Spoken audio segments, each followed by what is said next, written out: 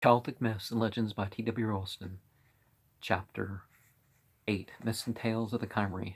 Legends of the Grail. The Tale of Peredur.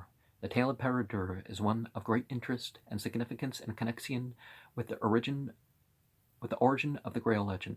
Peredur corresponds to the Percival of Christine de Troyes, to whom we owe the earliest extant poem on this Grail. But that latter writer gave his Grail story unfinished, and we never learned from him what exactly the Grail was, or what gave it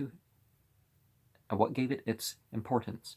When we turn for light to Peredur, which undoubtedly represents a more ancient form of the legend, we find ourselves baffled, for Peredur may be described as the Grail story without the Grail.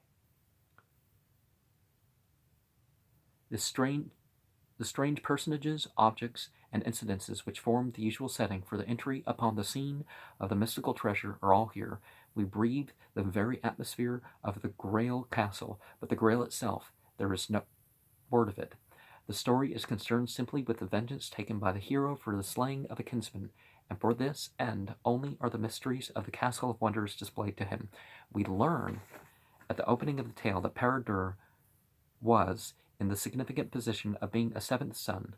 To be a seventh son was, in this world of mystical romance, equivalent to being marked out by destiny for fortunes high and strange. His father, Evrauk, an earl of the north, and his 6 brothers had fallen in fight.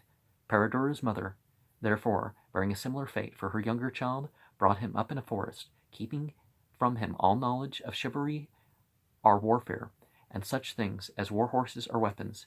Here he grew up in a simple rustic manner, and in knowledge, but an amazing bodily strength and activity.